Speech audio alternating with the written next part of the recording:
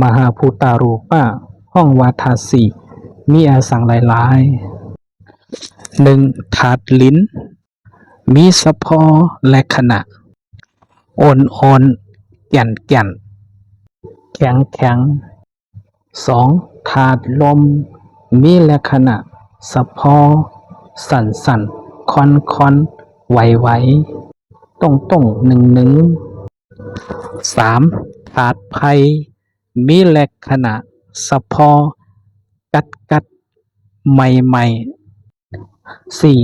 ถาดน้ำมีลักษณะสะพอโฮมปองกุมกำเฮอถาดสี่เมียวแตกยายกันเนื้อเข้าตาโจแกบแกบนั้นสังวาสติเฮาพุทธปอเป็นมาไหนจึงเมื่อพ่อเฮาขายิบงาโตเมื่อพ่อเฮาขายิบงาขงตั้งนั่งงาหลดงากางาต้นไม้ต้นตอกสังว่ามันอ่อนๆแก่นแก่นแข็งแข็งเช่นนั้นนั่นเป็นสะพอและขนาดถาดลิ้นเมื่อพ่อเฮาขาตุ่มเตอะงามันสั่นมันคอนไหวมันมึนมันประหลาดไหวเช่นนั้นเนี่ยนั่นเป็นและขนาดถาดลมเขาเมื่อพ่อเฮาขาเตอะงาอันกัดอันใหม่ตีตั้งนอกเขย่าตีเนื้อโตเฮาเขาเย่าเช่นนั้นเป็นและขนาดถัดไผกำเหลียวเขาปุนตาทัดน้ำนั่นเฮาเตเอาโตกายาเฮาขาทบยาไหลค่ะก็เปือว่ามันเป็นทัดก่อกุ้ม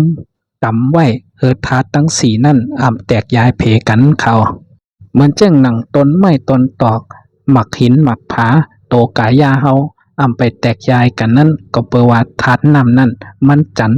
มันมัดกันไว้อยู่ค่ะเมื่อเราให้การวิปัสสนามหาสติปัฏฐานสี่ในจึงมือพ่อเฮาขาจุกมือพ่อเฮาขาไปมือพ่อเฮาขานอนมือพ่อเฮาขากินมือพ่อเฮาขาเฮ็ดกิจจาอสังอัมวานั้นเฮาเตหันว่ามือพ่องมือเฮายิบอสังนั้นเตหูว่าโอนโอนแก่นแก่นมือพ่องตีนเฮาตั้มอยู่เหนือปืนนั้นเตหูว่าโอนโอนแก่นแก่นมือพ่องโตคิงเฮาทบยาโคเลี้ยงเฮานั้นเตหูว่าโอนโอนแก่นแก่นเลยจือว่าสติเฮามาตองยาถาดติดเขาเมื่อไรโตคิงเฮาทบยาพาห่มพาไหวเสือโคเลี้ยงเฮาปื้นเจไหนมังยาถาดกัดถาดใหม่เมื่อนั้นสติเฮามาตองถาดไผเขาเมื่อเลยเนื้อโตเนื้อคิงเฮาต้องหนึ่งสั่นคอนแลนขึ้นแลนลงจอมโตจอมคิงสติเฮามาตองถาดลมอยู่เขา